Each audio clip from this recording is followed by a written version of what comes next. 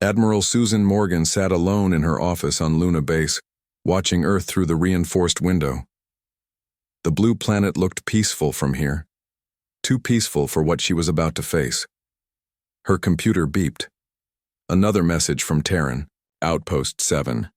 This was the third one today, and each was more urgent than the last. She tapped the screen. The face of Commander Sam Wells appeared. His uniform was torn and dirty. Blood ran down his face from a cut above his eye.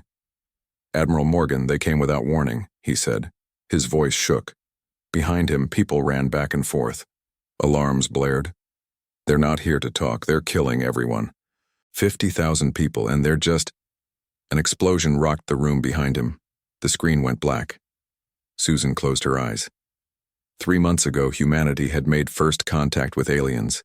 The Xeraxians, they called themselves. Earth had sent messages of peace.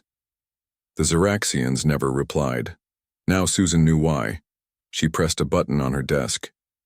"Get me the Defense Council, now." 24 hours later, Susan stood before 12 grim-faced men and women. The United Defense Council represented every nation on Earth.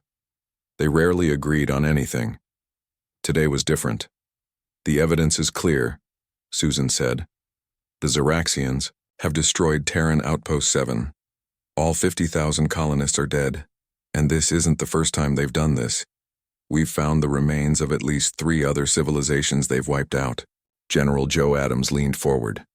"What do they want?" "They want us gone," Susan said simply. "They see all other life as competition. They find it, they kill it, they take the planets for themselves." The room fell silent. Then Maria Diaz, the council head, spoke. "What are our options?" Susan took a deep breath. "We've run 1,000 simulations. The Xeraxians have more ships, more weapons, more experience with space warfare. In a conventional fight, we lose. Earth burns. Humanity ends. So what do we do?" Joe asked.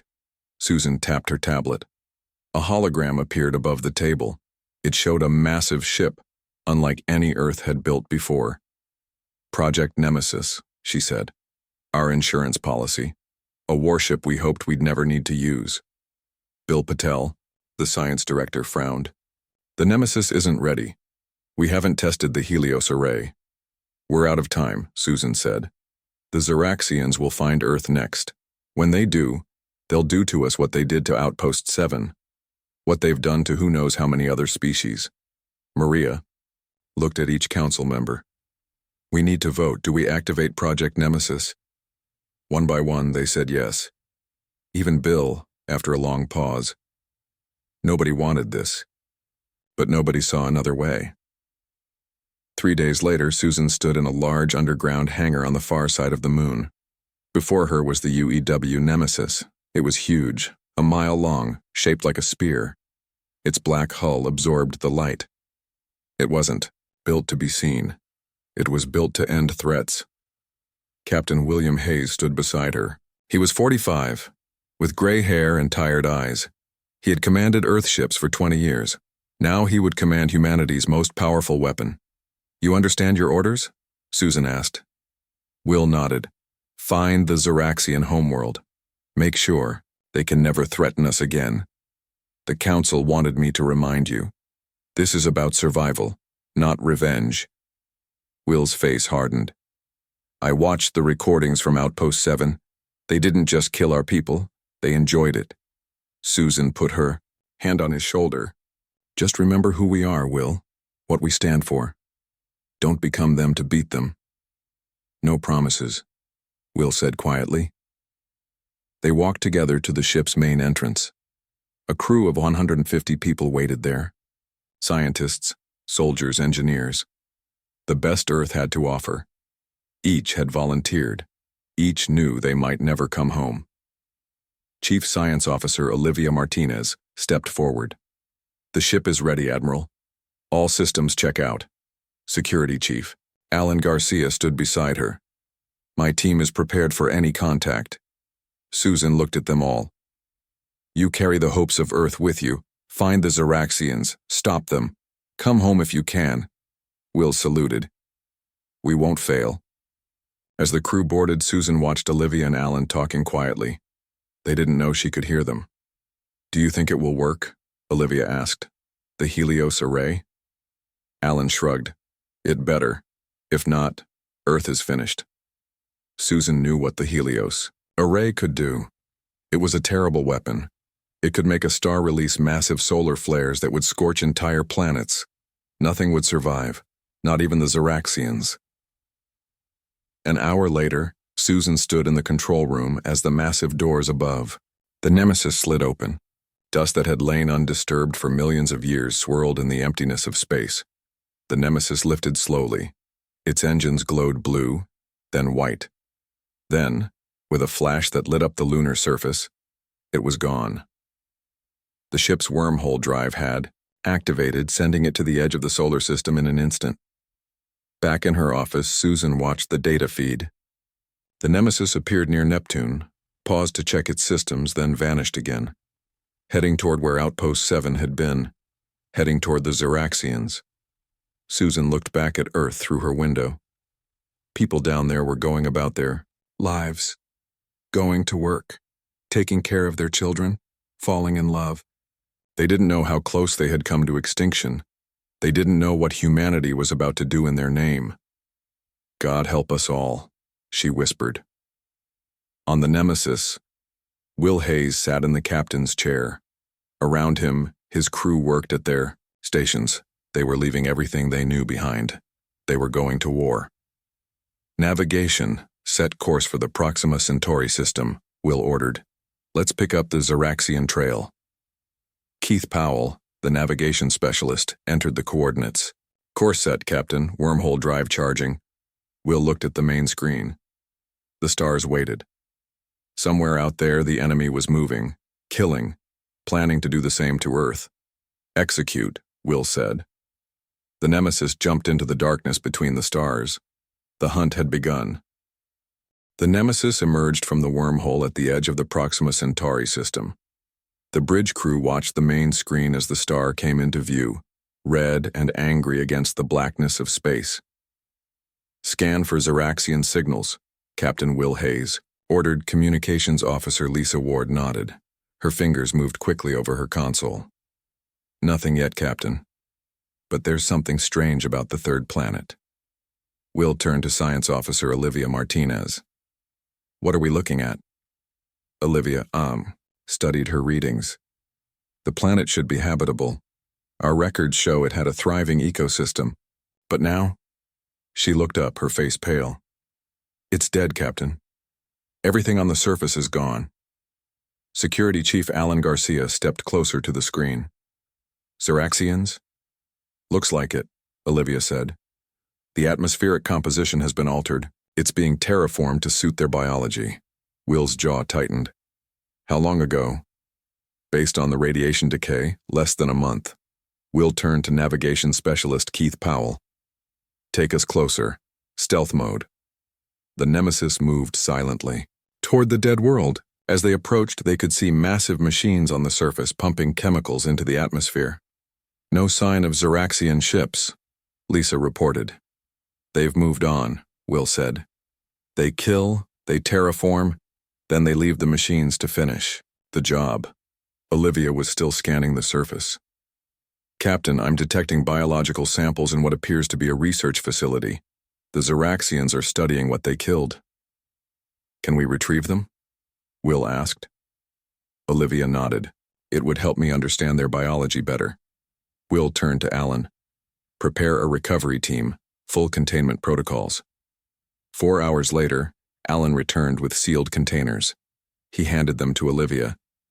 "Be careful with these," he said. "The place was like a slaughterhouse.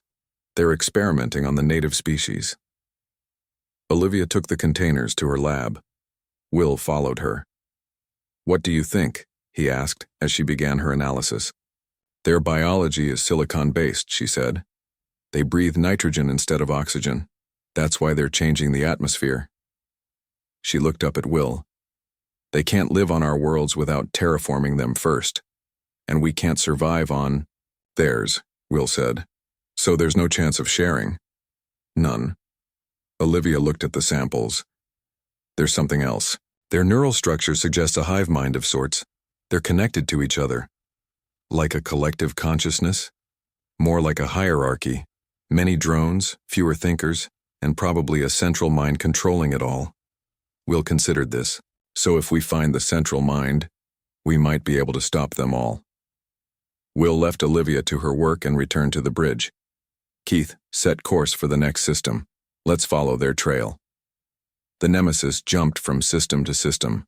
At each stop they found the same thing. Dead worlds, terraforming machines, no Xeraxians. It was like following a path of destruction through the stars. In the fifth system, they finally found what they were looking for. Xeraxian ships detected, Lisa called out. 3 vessels in orbit around the 4th planet. Battle stations, Will ordered.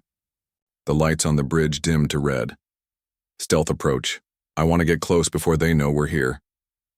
The crew moved with practiced precision. They had drilled for this moment for weeks.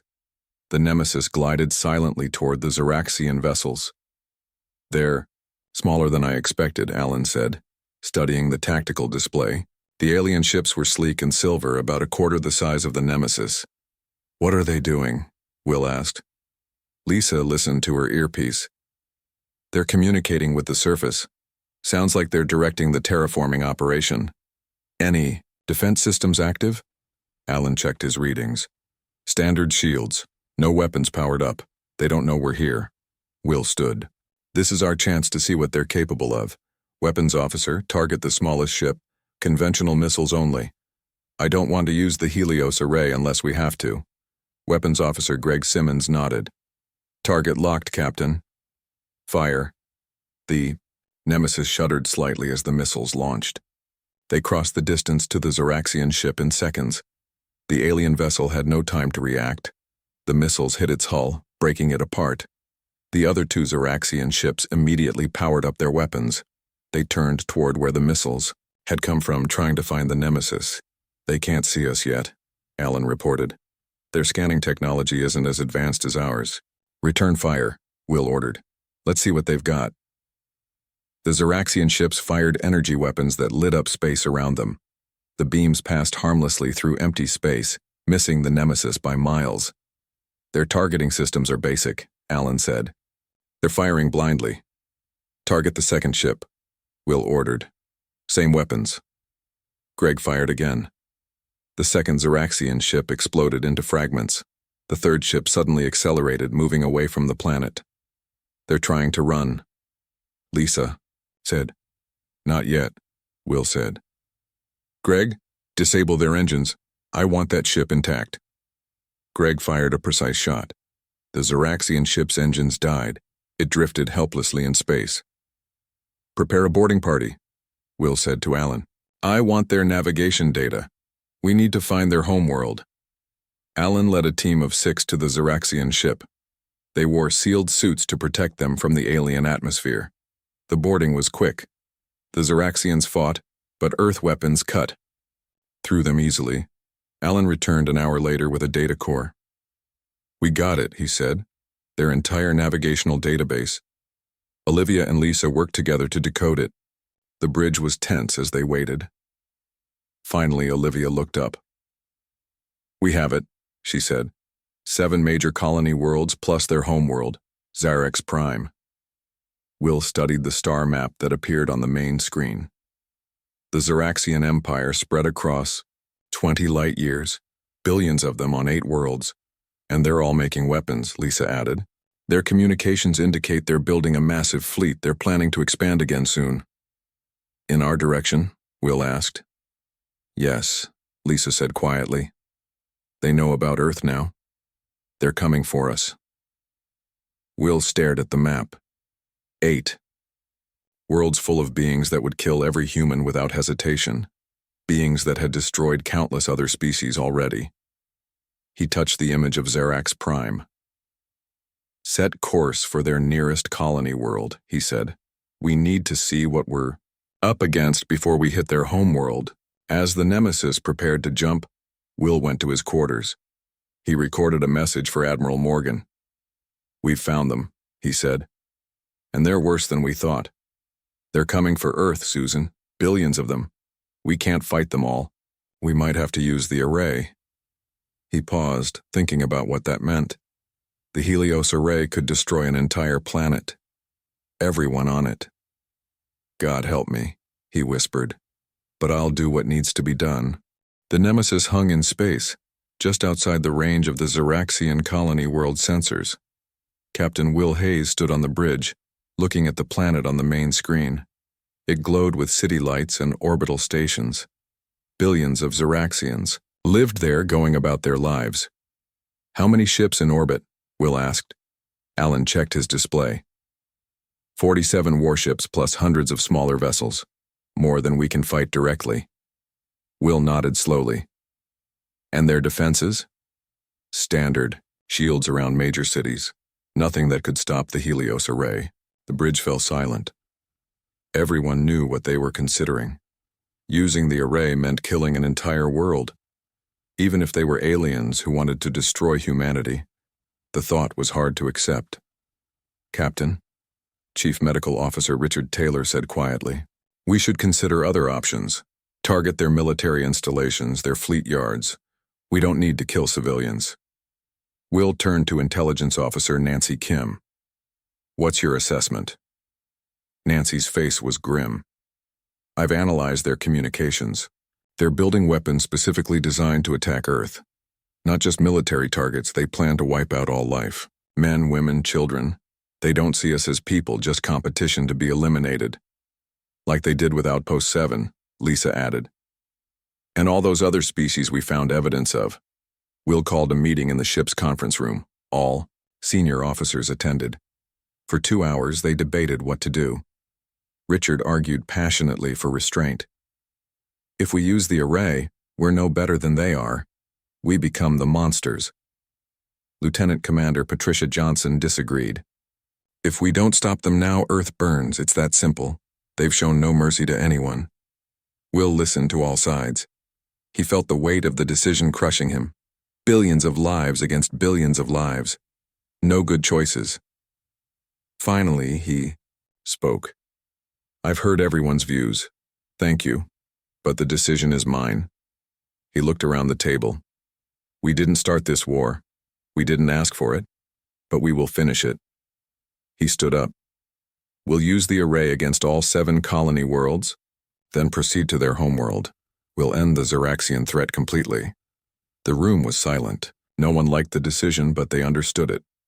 We strike in 6 hours, Will said. Prepare the array. Back on the bridge, systems engineer Frank Lewis worked at his station, programming the Helios array. His hands shook slightly. The array is ready, Captain, he reported, targeting their star. The pulse will trigger solar flares that will hit the planet in waves. Nothing will survive. Will looked at the clock. 5 minutes until they were in position. 5 minutes until they crossed a line humanity had never crossed before. Captain, Olivia said, I've been studying more of the Xeraxian data. There's something you should see. She brought up images on the screen. They showed Xeraxians torturing other alien species, experimenting on them, dissecting them while they were still alive. They do this on every world they conquer, Olivia said. It's not just war to them. They enjoy the suffering. Will felt sick, but also more certain. Thank you, Olivia. I needed to see that. The clock reached 0. The Nemesis was in position. Will took a deep breath. For Earth, he said quietly. For humanity. Then louder. Execute. Frank pressed his hand against the activation panel. The Nemesis shuddered slightly as the Helios array fired.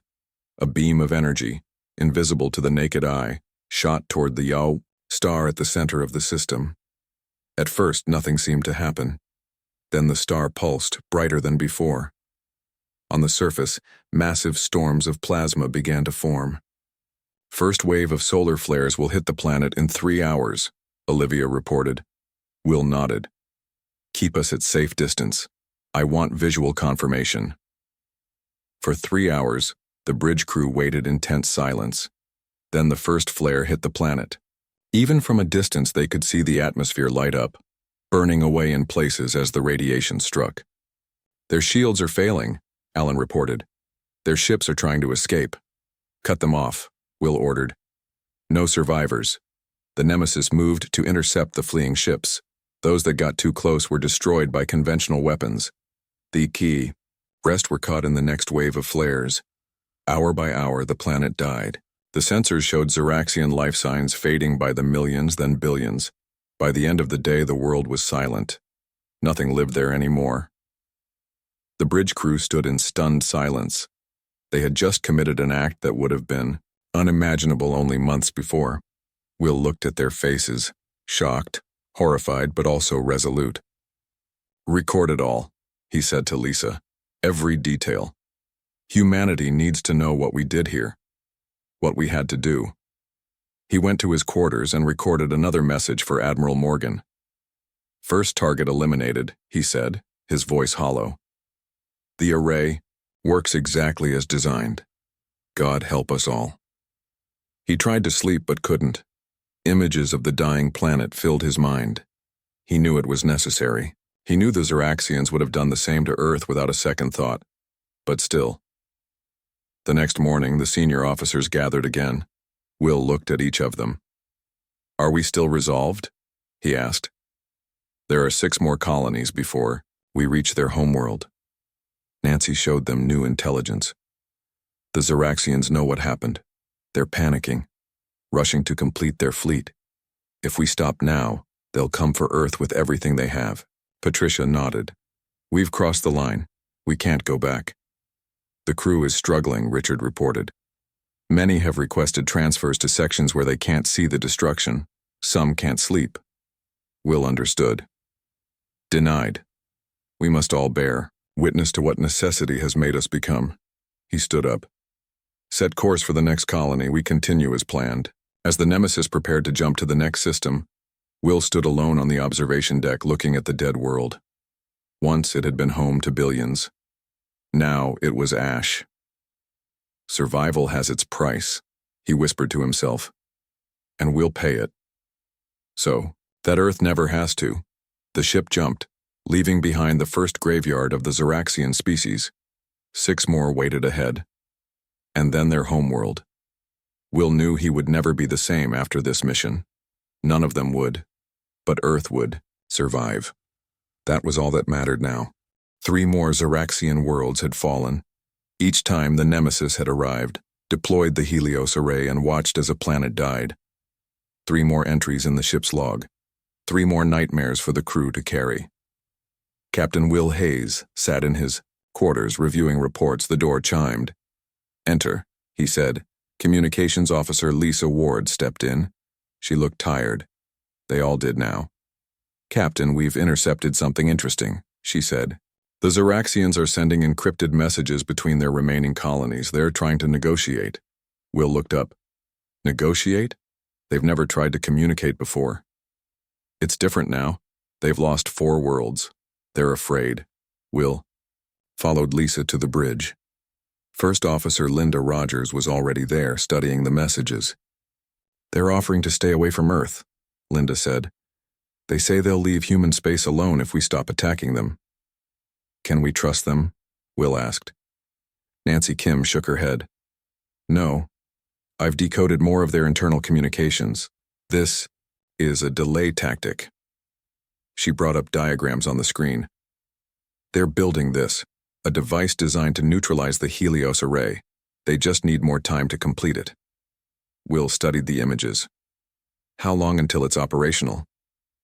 "Based on their current progress, 2 weeks at most." Will's jaw tightened. "Then we don't have 2 weeks. Set course for their 5th colony world, maximum speed." As the Nemesis prepared to jump, engineering reported a problem. One of the wormhole drive's stabilizers was failing. Without it, the ship couldn't safely make another jump after this one. "How long to repair it?" Will asked. "At least 10 hours?" Reactor specialist Paul Bennett replied. "Maybe longer." Will didn't like it. "That puts us on a tight schedule. We'll have to hit the 5th and 6th worlds quickly, then make the final jump to Xerex Prime before they can finish their countermeasure." The Nemesis jumped to the 5th colony world. The Zeraxians were waiting. 50 ships in defensive formation, Alan reported. They've consolidated their fleet. They're learning, Will said. Evasive maneuvers. Get us into position for the array. The battle was fierce. Zoraxian weapons fire rocked the Nemesis. Damage reports came in from all decks. 3 crew members died when a power conduit exploded. But the human ship was designed for this. Its shields held. Its weapons tore through the Zoraxian vessels. And finally it reached the position it needed. The Helios array fired again. Another star was weaponized. Another world died. Paul worked frantically to repair the wormhole drive. The damage is worse than we thought, he reported. We need to reroute power through the secondary systems. How long? Will asked. 8 more hours, maybe 10. We don't have 10 hours. The Zoraxians are already moving their fleet to protect their 6th world. Paul thought for a moment. There's another way. I can manually regulate the power flow from inside the reactor chamber.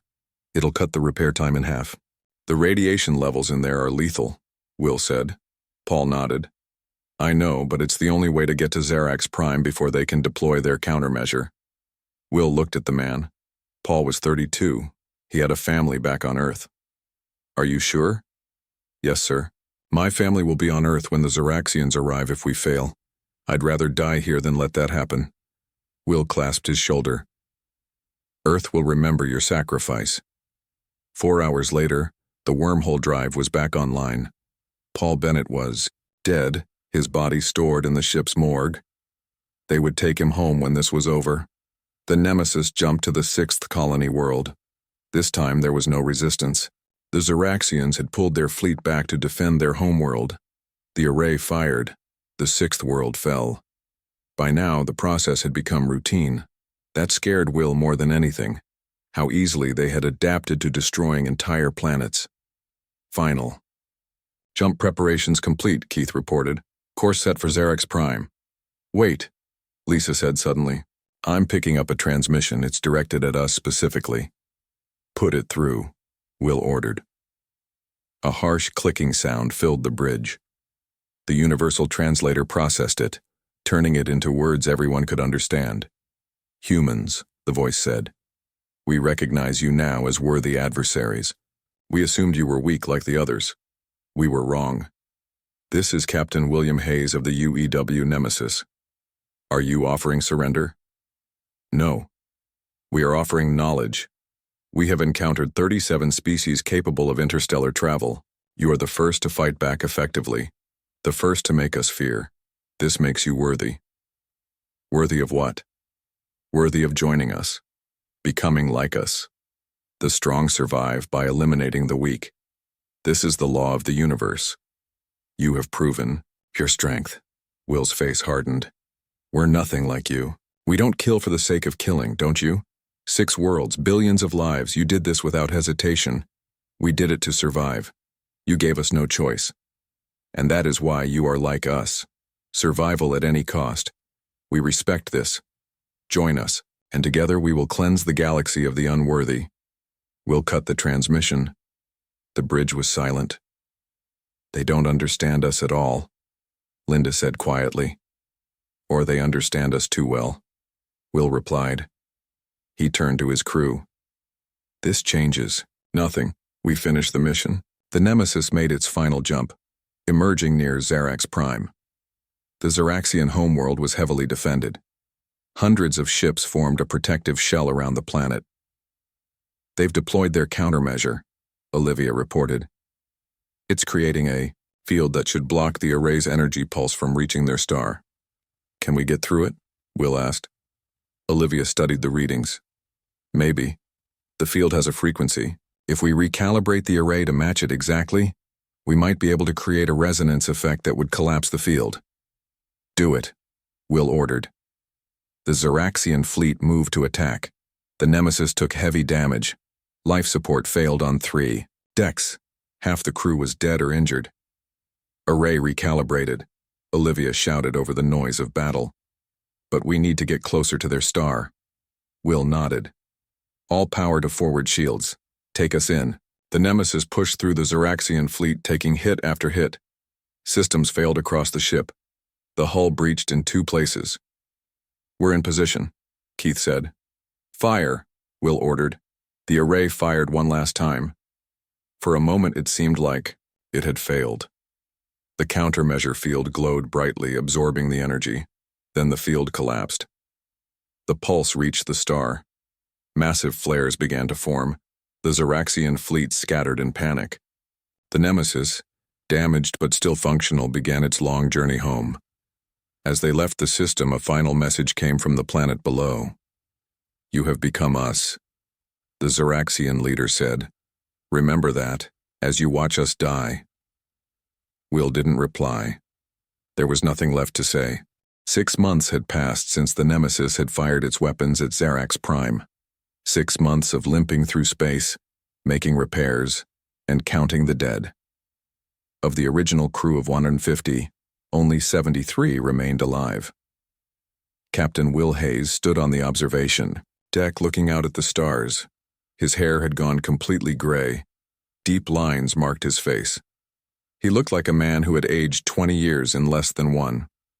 The door opened behind him. Linda Rogers entered, carrying a datapad. "Final report," she said, handing it to him. "Engineering has the wormhole drive working at 60% capacity. It'll get us home, but it'll take 3 more jumps." Will nodded. "And the crew?" Linda's face was grim. "Not good. Richard says cases of severe depression and PTSD have doubled in the last month. Nightmares, flashbacks. Some can't sleep at all. Tell him to do what he can.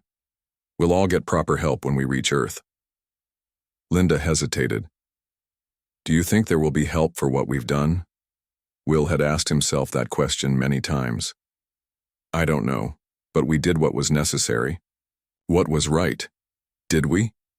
Linda looked out at the stars. 8 planets. Trillions of lives. Even if they were our enemies, they would have done the same to us, Will said firmly. They did the same to countless other species. "I know. But that Xeraxian's last words keep haunting me. You have become us." What if he was right? Will had no answer. The words haunted him too. 3 weeks later, the Nemesis made its final jump, entering Earth's solar system. The crew gathered on the bridge, watching as the blue planet came into view. Home. The thing they had fought for. The reason they had become killers. "Opening communications with Luna Base," Lisa said. Admiral Susan Morgan's face appeared on the screen. She looked older too, but her eyes lit up when she saw them. "Captain Hayes, it's good to see you alive." "Admiral, mission accomplished. The Xeraxian threat has been eliminated." Susan nodded solemnly. "At great cost, I understand. 77 dead. And the rest of us?" Will trailed off. "I know," Susan said softly. "We've been preparing. Medical teams are standing by. And Will, there's something else you should know." The screen changed, showing images of alien ships near Earth, but they weren't attacking, they were just waiting. "What is this?" Will asked. "They started arriving 2 months ago. 17 different species. All of them were facing extinction at the hands of the Xeraxians." Susan's face returned to the screen. "They heard what the Nemesis did. Word spread faster than we thought possible." "How?" "We didn't contact anyone. The Xeraxians weren't the only ones monitoring their colonies. These species were watching, hiding, hoping for a miracle." Susan's expression was complex, proud but troubled. "You're being hailed as heroes, Will. Saviors of more than just humanity." Will didn't feel like a hero. Neither did his crew, from the looks on their faces. The Nemesis docked at Luna Base the next day. Medical teams took the injured. Counselors went with the rest. The debriefings lasted weeks. Every detail recorded, every decision analyzed. The ship itself was placed in a special orbit around Earth, not to be used again, but as a monument, a reminder. 1 month after their return, Will stood in front of the United Defense Council. The same people who had authorized the mission now had to deal with its consequences. "The Xeraxians have been eliminated," Will reported formally. "Their worlds are uninhabitable. Their species is extinct. And the psychological impact on your crew? Maria Diaz asked. Severe. They did what was needed, but the cost was high. Joe Adams spoke next. And what about you, Captain? Will considered the question. I'll live with what I've done. Every day, for the rest of my life. The room fell silent. Then Bill Patel asked the question they all wanted answered. Would you do it again? Will didn't hesitate. Yes. To save Earth? Yes. After the debriefing, Will met with Susan in her office. The same office where she had given him his orders, what felt like a lifetime ago. What happens now? He asked. Susan looked out the window, at Earth. We rebuild. We learn. We make contact with those 17 species. They want to talk peace, exchange knowledge, maybe form some kind of alliance. Because they're grateful? Or because they're afraid of us now? Both, probably. Susan turned to him. Your actions changed humanity's place in the galaxy, Will. For better or worse, we're now seen as a major power, a species not to be crossed. Will didn't like the sound of that. Is that who we want to be? The ones everyone fears? It's who we need to be, sometimes. To survive. Susan placed a hand on his shoulder. But it's not all we are. Or all we can be. Will nodded slowly. I hope you're right. 20 years passed, Earth flourished. The alliance with the other species grew stronger. Knowledge was shared. Trade established. Humanity expanded cautiously into the stars. Will Hayes lived quietly on a small farm in Montana. He rarely gave interviews.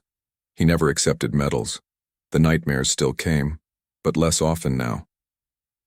One evening, as the sun set, he sat on his porch writing in a journal. It was something his therapist had suggested long ago, a way to process what had happened, what he had done. The stars represent our highest aspirations, he wrote. Now they also bear witness to our darkest deed. We did what we believed necessary. May future generations understand, and may they find a better way. He closed the journal and looked up at the darkening sky. Soon the stars would appear. Somewhere out there, 8 worlds lay dead, a species wiped from existence. By his hand, but Earth lived. Humanity survived. That had been the mission after all. As night fell fully, Will went inside. On his desk was a letter, an invitation to speak at the academy, to tell new cadets about the Nemesis, about choices, about consequences. He hadn't decided if he would go. What could he tell them? That survival sometimes requires terrible deeds? That the line between defender and destroyer was thinner than anyone wanted to believe, perhaps? But he would also tell them something else. Something he had learned too late, that becoming like your enemy might ensure survival. But it might also be the greatest defeat of all.